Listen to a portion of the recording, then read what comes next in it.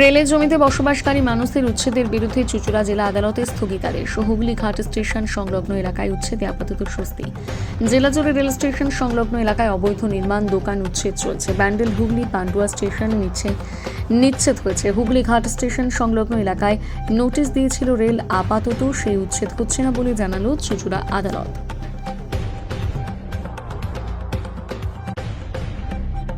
তো আপনাদের এই রেল উচ্ছেদ নিয়ে একটা মামলা ছিল আজ। হুগলি স্টেশনের ওখানে পাঙ্কাটুল এলাকায় মূলত আনঅথরাইজড অকুপায়ার বলে রেল বলছে, ওই অঞ্চলে রেলের জায়গায় মানুষ যারা রয়েছেন তাদেরকে উচ্ছেদের নোটিশ দিয়েছিল। সেই উচ্ছেদের নোটিশের বিরুদ্ধে হুগলি জেলা জজ সাহেবের আদালতে মামলা হয়।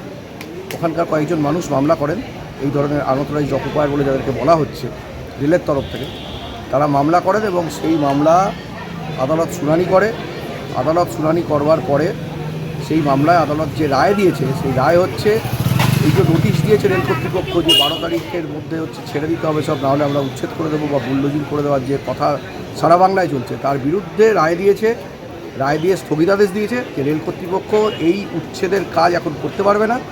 আগামী 15/6 পর্যন্ত তারা কোনোরকমভাবে এই উচ্ছেদ করার জায়গা স্থগিতাদেশ দেওয়া হলো এবং রেল কর্তৃপক্ষকে আদালত নোটিশ পাঠালো।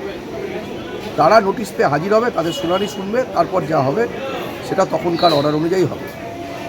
এই মামলাতে আমাদের আইনজীবী দেবজ্যোতি মিত্র, আমি এবং আরও অনেক আমাদের সঙ্গে যারা আইনজীবীরা ছিলেন তারা এই মামলা গতকাল আমাদের শুনানি করেছিলাম আমরা, আজকে তার রায় দিয়েছি। আপনার নামটা? আমার নাম অনির্বাণ।